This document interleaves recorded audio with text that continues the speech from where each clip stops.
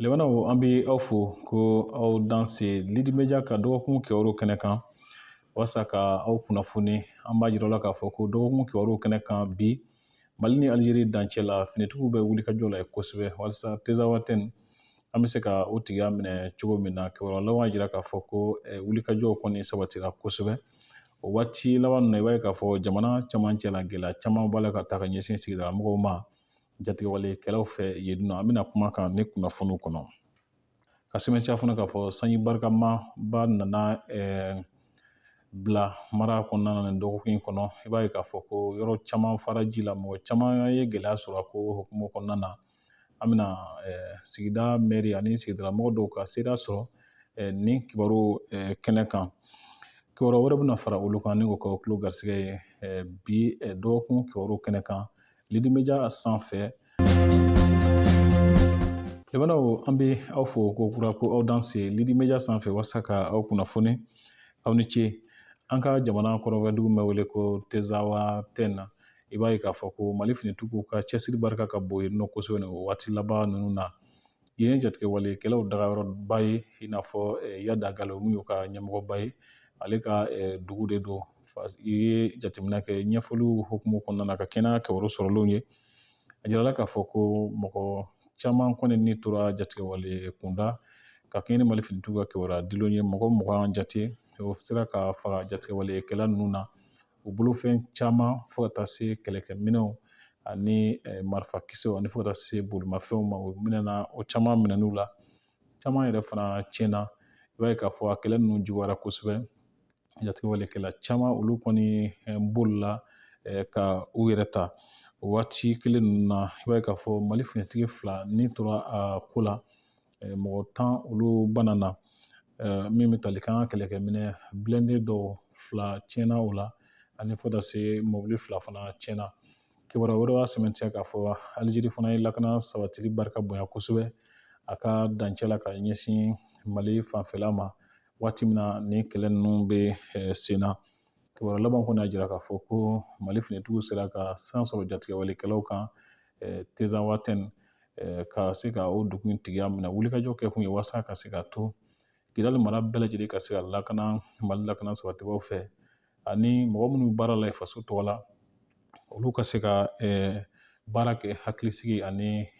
lakana kɔnɔna na. I b'a ye k'a fɔ ka kɔn Tezawatène ɲɛ Ina Farak yen nɔ fana an ka kɛlɛcɛw ye wulikajɔ caman kɛ walasa ka se ka yen fana mina jatigɛwalekɛlaw la. Ko wulikajɔ ninnu to sen na i b'a ye k'a fɔ ko jamana camancɛ la kɛrɛnkɛrɛnnenya Bankas cercle kɔnɔ Banɲagara mara la dugu min bɛ wele ko Dembo ale bɛ Dimbali commune kɔnɔna na. Jatigɛwalekɛlaw ye sigidalamɔgɔ 25 bɔɲɔgɔnko bɔnɛ u ni la u ka foro kɔnɔ waati min na u kun talen don foro sɛnɛ la. Umar Tesoge ye Dimbali la sifinw ka ɲɛmɔgɔ ye. Ale ye seereya min di an ma nin kɛwalejugu ninnu kan an k'olu lamɛn nin kumakanw fɛ. Kunu lagasara waati ka mɔgɔw to sɛnɛ la donc ninnu de nana a ka ca ni maa 200 ye. U caman bɛ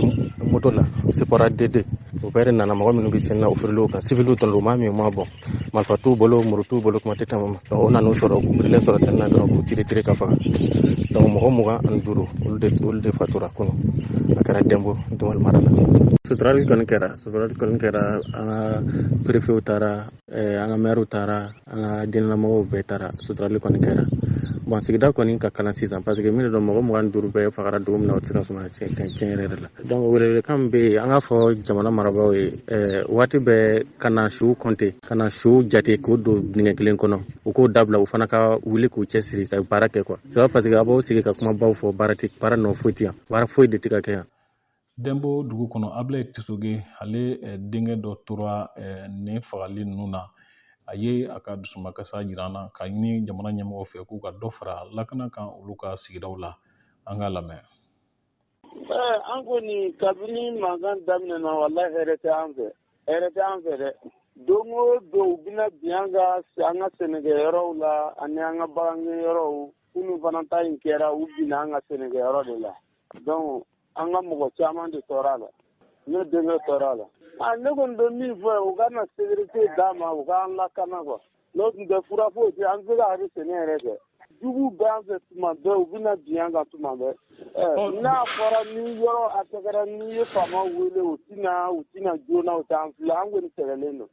ni tiɲɛnikɛlaw taara tuma min na de u bɛ sɔrɔ ka taa ale sɔrɔdasiw n'u ye weleli kɛ tant que ni tiɲɛnikɛlaw ma taa u tɛ taa yɔrɔ lajɛ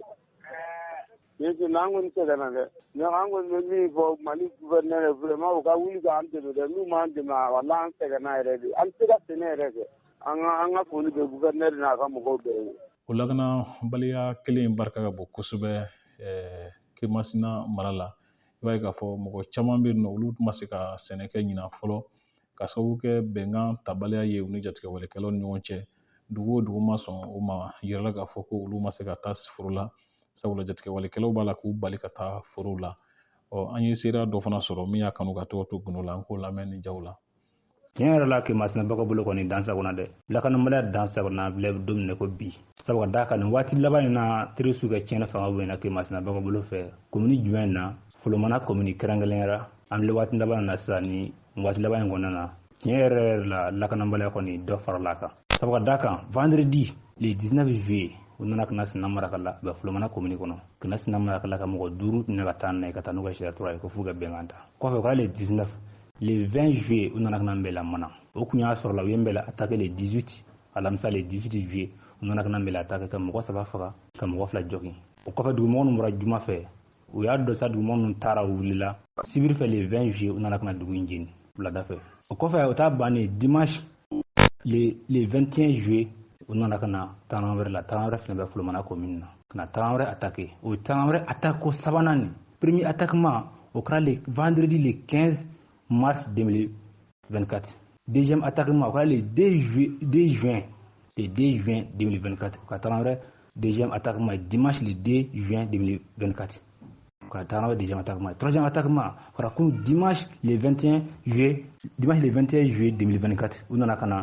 attaqué le 21 juillet. Ragalera. Daga Sigimbu Darakofuga Benganta. Terisu Buda Sunutile Kofuga Benganta. Dugu wanda accord la Kemasina bakobolo febi. Ka damine nongo marala ka damine yulo. Dugu kata accord la masinake. Kana bila fo sandangana. Dugu ta accord la masinake. Ka damine masina bala ta da sambara dugu ta accord la. Kina kini shim marai. Kulumana mara. Sule mara. Sharo mara. Dugu ta accord la shima senake. Kulungu mara. Dugu ta accord la shima senake. Terisu ke mara ko kini da kalo dorbe faraka. Fente ka boala. Comme le 30 septembre, le 30 septembre 2023, il y a eu Kadam nous famille domingo bi, Tirusu Kamara dorbe faraka kanta dongo do, kalo ou va progresser kata nyefedi. Kafu va seko baradoro kera kuria to dobara ka marala ko dudo sero sigorola umeke folo. Kalo va progresser di, va ta nyefedi, o ta lama rom na beba do ko tenyi moy. Naso ko chini kara ba ka chini ka ko dorbe ka boala kata, amba fo ka bantalalo. Nga kalo iba yi dorbe faruka ken dabu ya daga ni bi ngandu ma caya dugu tabe caya kalo ra gelera fo ko ma boala ke Masina bako bulu gelera ko ni klima boara bako mbaka sa u yere ma ko ngobulu ra gelera angon mi ni fanga fe anga kuma kala ma mi ni o kala je ko baraka ni dozo yi parce que tanse ko ne so asuga tanse ko nda angon ga sécurité ke parce que ni toronum bekra so asuga tanse ko na reda ni so yo taka mission ge no ko mission Dakar bestedi yenn kurawro kenna cheni be juge kata amani no fe o ga dozo fara ka barake sinon barangela de o se ka défense ge wati na ni mission tino terenga wati na so dozo de meneno ba so dozo be se ka défense ge ka dugu to sigorola sinon dugu ta ciara de na faran dugu ba de nu shime se ka seneka nyina abe ko do jamana kono de ambo mi na fa o de sinon abe ko do jamana kono se ka kon tora ni senana ken ni kene ba di ni marablo ba di kuru me se ka seneke abe ko do jamana kono vraiment o kɔfɛ timisa fana ye Mali camancɛ dugu dɔ ye yɔrɔ min na ni gɛlɛya caman bɛ yen nɔ sabula fana baganw olu b'a la ka minɛ ka tunu mɔgɔ dɔw yɛrɛ fana bɛ minɛ ka tunu ni olu ye jatigɛwalekɛla ninnu fɛ an ye nin sira min fana sɔrɔ o sira kan an ka o lamɛn nin kumakanw fɛ. Comme n'o kɛra an ka commune kɔnɔ na nin semaine o ye Siyadaga dugutigi ka tununi o kɛra le 1er juillet 2024 donc les 4 ye mɔgɔw bɔra k'u bɛ taa ɲini donsow ye u lasigi k'u kana k'u ti a yala olu ka zone na k'a sɔrɔ yɔrɔ ni an ka dugukolo de don donc o mana bɔ yen le 11 juillet 2024 Alexis Dambele ka bɔ Kɛrɛlɛkura ale fana tununa donc à zone kelen na ye donc o mana tɛmɛ ka bɔ yen samedi le 13 juillet 2024 donc donso ninnu fana ye sira tigɛ jamanakaw la ka bitigitigi ni Paul Dambele ka o ka bitigi minɛnw minɛ ka sɔrɔ u tun taara sugujɔ de la u segintɔla de u ye a ka minɛnw minɛ mais ala ni faamaw ka wulikajɔ kɔni fɛ minɛn ninnu sera ka sɔrɔ le 14 juillet 2024 donc o kɔfɛ samedi tɛmɛlen encore le 20 juillet 2024 donc u ye jamakan secteur bɔbɔ ni a dafin u ye sira tigɛ olu fana na ko bɔbɔ ni dafin ti sugu jɔ a don donc u kɔni ye sira tigɛ mɔgɔw la u ye mɔgɔ caman de lasigi o fana kɛra samedi tɛmɛlen de le 20 juillet 2024 voilà o de kɛra ko bakuruba ye min bɛ se ka fɔ mais hali don min na Siyadaga dugutigi tununa o don kelen de colonel Doumbia Segu région commandant des zones ale taara yen le premier donc o don kelen de Siyadaga dugutigi tununa o don kelen fana de Ɲasiyandaga Sonu Kamate u ye kisɛ ci ale la heureusement kisɛ m'a sɔrɔ donc a y'i jɔ donso ninnu bɔra tu kɔnɔ ka na a ko k'a ka yafa olu ma ko olu de tun ye mugu ci ko u tun y'a kɛ jugu de voilà o fana kɛra le premier bilakaw fɛ yen nɔ i b'a ye k'a fɔ ko nin dɔgɔkun in kɔnɔ sanji barikama dɔw nana dugu in kɔnɔ min kɛra sababu ye k'a to denbaya caman ye gɛlɛya sɔrɔ bila so caman fara ji la hali dɔgɔtɔrɔso olu caman fara ji la ka sababu kɛ sanji barikama in ye gɛlɛya lasera mɔgɔ caman ma sabula mɔgɔ caman ka sow binna bolofɛn caman tiɲɛna baganw fana gɛlɛya lasera olu ma nka kunnafoni y'a sɛmɛnti mɔgɔ n'i ma to a la ka kɛɲɛ ni kunnafoni fɔlɔ sɔrɔlen ninnu ye an sera k'a bila mɛri ka kumakan sɔrɔ n'o ye Mamadu Samake an k'o lamɛn. An bɛ gɛlɛya la bi kosɛbɛ depuis ntɛnɛn tɛmɛnen an ye gɛlɛya in daminɛ gɛlɛya in a dabɔla ni sanba dɔw de an fɛ yan nɔ ka se milimɛtiri 100 bɔɲɔngo ma ntɛnɛn o tɛmɛnen kɔfɛ jisiw nana ka na kari wolo dɔ kɔnɔ ka don dugu ka kote dɔ kan donc o fana ye tiɲɛni kɛ kosɛbɛ donc o tɛmɛnen kɔfɛ sɔrɔ vers 0 heure pile san dɔ ye nali daminɛ an fɛ yan nɔ ka bɔ 0 heure la ka taa bila 5 heures du matin na san ye milimɛtiri 100 ani milimɛtiri 5 bɔɲɔgɔnko de na a kɔni kɛla tiɲɛni dan ye parce que k'a fɔ ko bɔgɔso la ko so tɔ ɲɛnama bɛ bila yan bilen duguma quartier ninnu ma da la mais komi hali bi ji bi dugu kɔnɔ mɔgɔ an bɛ jateminɛ na so benta caya la o yɔrɔ bɛɛ préfet ni a ka équipe service technique u bɛɛ farala ɲɔgɔn kan depuis ntɛnɛn tɛmɛnen an bɛ ka wele labila ka se bɛɛ lajɛlen ma diɲɛ kɔnɔ ani kɛrɛnkɛrɛnnenya la Mali yɛrɛ gouvernement bɛ se k'an tulo magɛn cogo min na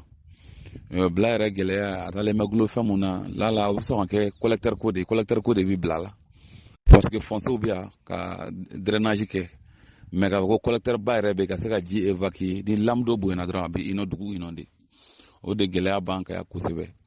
donc an b'o dɛmɛ ɲini an lamɛnbaa jɛkulu bɛɛ lajɛlen fɛ kɛrɛnkɛrɛnnenya la gouvernement k'u ka an dɛmɛ ni collecteur ko ye o de bɛ gɛlɛya bɛ dugu in na ka bɛɛ lajɛlen fo ka bɛɛ barikada an bɛ don min na komi bi guwa 400 ani dɔɔni o de bɛ kɛnɛ ma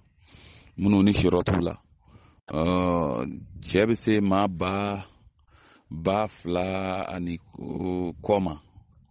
dɔɔni b'olu jɛ 3,000 la muso bɛ se fo 2,000 ni dɔɔni fana b'o jɛ 3,000 la denmisɛnninw fana b'a la komi a chiffre bɛɛ tɛ ɲɛkɔrɔ ka di ma exactement ani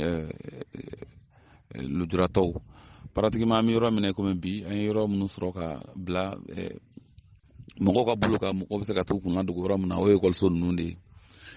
école privée dɔw bɛ yen olu fana y'an magɛn école privée fana bɛ yan nɔ bɛɛ bonne volonté bɛ kɛ bɛɛ y'an magɛn n'u ka école ye u bila an ka disposition na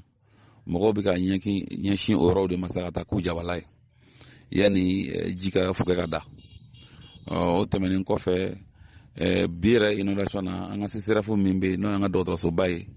a y'o yɛrɛ inondé fo finalement an labanna k'o de yɛlɛma conseil cercle kɔrɔ kuru kɔnɔna na olu banabaatɔ nu o service mago ɲɛnaw telima minnu bolo bɛ se ka mun sɔrɔ an y'olu bɛɛ yɛlɛma sɔgɔmada yan o tɛmɛnen kɔfɛ hali mairie yɛrɛ ji dɔ la mairie kɔnɔ mais o ta tiɲɛni ma bonya ka se CCRF niveau ta ma ka foli k'aw bɛɛ lajɛlen k'aw tanu k'aw barikada ka faamuyaliko ɲuman di bɛɛ lajɛlen ma ka wele da hali bi kan labɔ Mali yɛmɛ fan fɛ bɛɛ k'an dɛmɛ kunnafoni na k'an kunnafoni di diɲɛma ma magɛnw bɛ se k'an magɛn cogo min na ka se ka caman ka gɛlɛya basi parce que an bɛ don min na komi bi a kuma nɔgɔn ka kɔrɔ kuma tɛ dɔw nana fara o kan a kuma nɔgɔn ka kɔrɔ ye di ɲɔbɔrɛ kuma an fɛ bi fo 7,000 hakɛ de la a kun bɛ san sugu la labɔ ni a fɔra ko jisiw nana ka na don ani ka fara sanji kan ka sow fana bin ka fara o kan balo fitinin min bɛ dɔw bolo dɔw ka sow binna kan bolofɛn tɔ ni bɛɛ lajɛlen cɛ donc a man nɔgɔ an mago bɛ dɛmɛ na bɛɛ lajɛlen fɛ k'an magɛn teliya la. O kɔfɛ an bɛ t'o bila kɔnɔna na yen nɔ ka jira k'a fɔ ko kuranko gɛlɛya min bɛ sen na sisan colonel Asimi Goyita ye groupe électrogène dɔw di dugu dɔw ma n'o ye kuran di minɛnw ye walasa ka se ka nɔgɔya don kuranko in na bila 2 kun dira olu ma 2 minnu dira énergie dunbali ɲɛmɔgɔ dɔw nana k'u bɛ taa ni o groupe ninnu ye a kɛra mankan ye fɔ sigidala taara sigili kɛ EDM da la bila ka jira k'a fɔ u ma jɛn n'a ye fiyewu groupe ninnu ka taa an ye sera dɔw sɔrɔ o ko kɛnɛ kan an ka olu lamɛn. Ne ye Musa Nantume bila jeunesse président kura an kɔni bɛ lahala min na bi an nisɔngoyalen don kosɛbɛ k'a sababu kɛ information min dilen don an ma ale n'an ye kibaruya min mɛn o ye tɛ dɔwɛrɛ ye Asimi groupe min di an ma groupe den 2 ye ko o bi yan a bɛ kalo 1 bɔ a ma se ka installer k'a sababu kɛ soko ye k'a kan ka bila so de kɔnɔ so dun ma se ka jɔ k'u nana ni 2 wɛrɛ tuguni u bɛ o remplacer ka taa ni Asimi ta ye an ye wele kɛ yɔrɔ o yɔrɔ bɛɛ ko k'ale t'a kalama o tɛmɛnen fɔ a décision bɔra yɔrɔ min na an t'o dɔn ni u bɛ fɛ ka taa ni nin ye yɔrɔ min na ko an ta ye yɔrɔ min na u nana ni kura min u ka sini o ye o mɔ min b'an fɛ yan u ka to an bolo sinon k'a fɔ ko kana dɔ bila ka taa ni dɔ ye u ka sini kura in ye yɛlɛma fɛ an b'o de fɛ u ka fisa an kɔni min ɲini u fɛ dans l'amiable bolo u ka essayer min b'an bolo k'o t'an bolo u ka n'o installer u ka fɛɛrɛ kɛ kalo 1 fo bi sisan an ka sɔrɔ fɛɛrɛ dɔ tigɛ a la n'u sigilen don u ka wuli k'u jɔ u k'a lajɛ fɛɛrɛ kan ka tigɛ la fɛn ka installer bila mɛnɛ dibi la a san 4 de ye bi ye don o don an bɛ suivi la ne filɛ yɛrɛ la tuguni nin y'a tile 4 ye an tɛ ka ko ɲɛ sɔrɔ a la tuguni bi kɔni an bɛ min ɲini jamana ɲɛmaaw fɛ u k'a lajɛ vraiment k'u kɔfilɛ an na an sɛgɛnna kuranko la ne t'a dɔn so yɛrɛ jɔli ye jumɛn bɔ hali n'aw jeunesse n'u ko an kana jɔ an jɛlen don n'a ye kana jɔ soriko de o information tɛ se ka passer k'a fɔ ko soko problème de bɛ yen fo bi mɔgɔ si t'o kalama n'u yɛrɛ dama tɛ ne tɔgɔ Sori Ibrahim Danbele awa ne ye conseil communal jeunesse secrétaire général ye donc an ye gɛlɛya min sɔrɔ sɔgɔmada in na o de k'a fɔ u bɛ ka na ni groupe dɔ ye ka na ni groupe min capacité ka dɔgɔ ka na n'o fitinin 2 ye n'o ye 850 ye u bɛ ka n'o falen groupe min na o groupe 2 min kun kan ka sigi yan nɔ n'i y'o groupe 2 capacité ta k'a fara ɲɔgɔn kan a kan ka bɛn 2700 de ma n'a fɔra k'i bɛna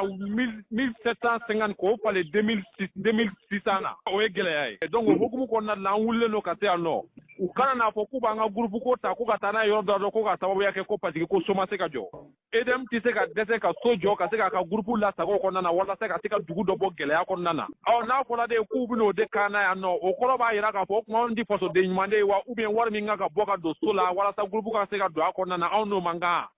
u bɛna groupe in da u bɛna taa n'a ye dugu min kɔnɔ o dugu ka wusa n'anw ye wa ko in b'o yɔrɔ in na anw kɔni an nalen don sɔgɔmada in na ka na an ka mécontentement jira an tɛ ka kɛlɛ kɛ an tɛ ka mankan k'a la an ko de groupe in ni tɔɔrɔ de ko don anw ye san 2 kɛ tɔɔrɔ la kalo 2 sigili walasa so ka se ka jɔ tɔɔrɔ tɛ foyi ye bilen bi m'anw bila tɔɔrɔ la yan nɔ an hakilina de y'o ye an bɛ fɛ dɔrɔn u ka groupe in to an bolo yan nɔ précaution min bɛ se ka ta walasa so in ka se ka jɔ u k'o précaution ta so ka jɔ anw ka lafiya u nana ni groupe min ye groupe in caman de kɛmɛ k'an ka yɔrɔ fa yan groupe in min b'an ka fɛn kɔnɔna la a bɛ taa bɔ a bɛɛ kɛnɛ don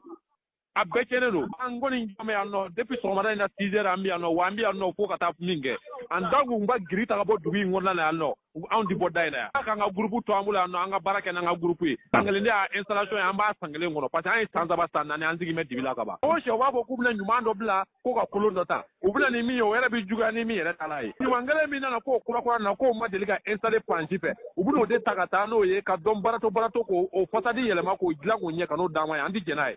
vraiment an tɛ jɛn n'a ye an kɔni an se ye fɛn o fɛn ye walasa fɛn in kana kɛ an b'o kɛ nin du siɲɛ fɔlɔ ye bi b'u bila nin na. tɔgɔ ye Musa Jigi Kamara. Wala ayiwa tɔɔrɔ de b'an kan kuranko tɔɔrɔ bɛ bila an kan kuranko tɔɔrɔ bɛ Mali bɛɛ kan mɛ bilanta ka jugu ni yɔrɔ bɛɛ ta ye n'i y'a ye bila ɲi muɲu ka se bi ma ni ko min kɛra Mali bɛɛ ye bila man ka yɛlɛ mɔgɔ tɔw sanfɛ nka anw y'an muɲu fo ka se bi ma président ye groupe kura fila min bila ka na da anw ma yan ko fo ma se ka jɔ k'olu bila kɔnɔ k'u bɛn'o groupe ta ka taa n'o ye wala bila jeunesse bɛɛ bɛ énergie da la yan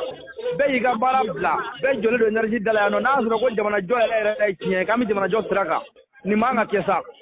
wallahi nin man ka kɛ dɔw bɛ ka jamana jɔ dɔw ko k'u tɛ jamana lafiyalen yɛrɛ fɛ fiyewu aw bɛ se ka groupe kun fɛn min tɛ se ka bila bɛɛ yɛrɛ ta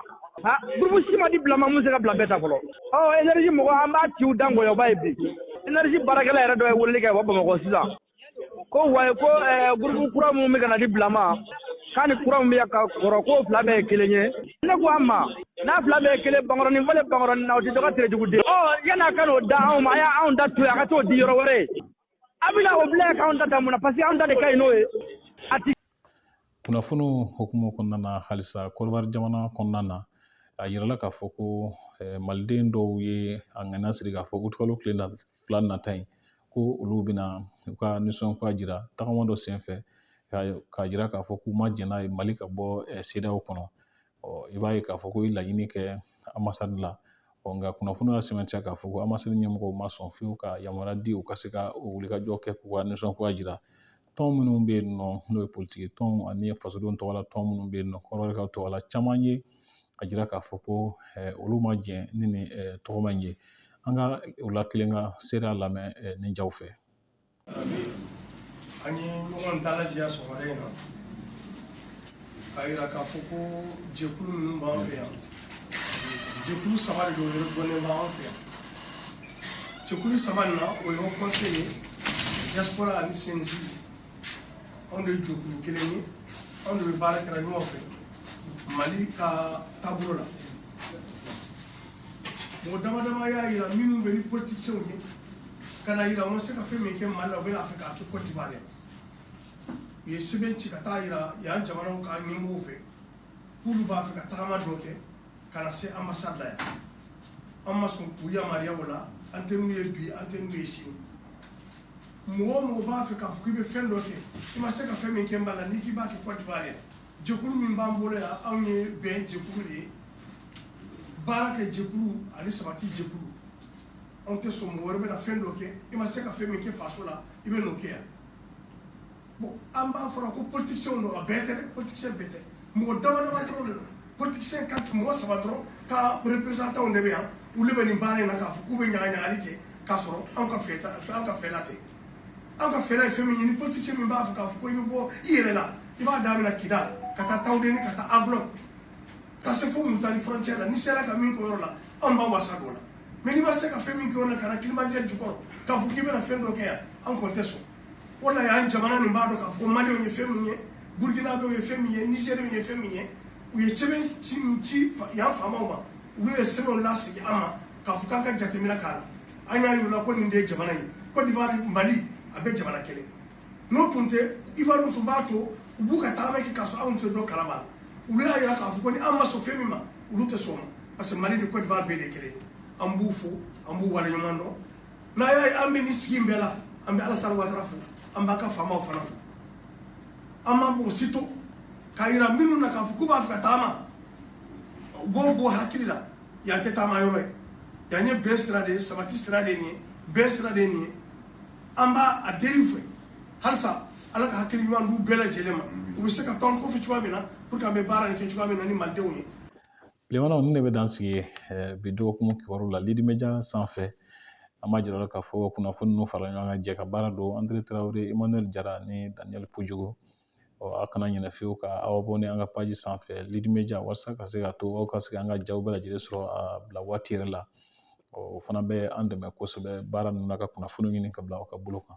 an b'a fɔ ko Ala ka dɔgɔkun wɛrɛ yira an na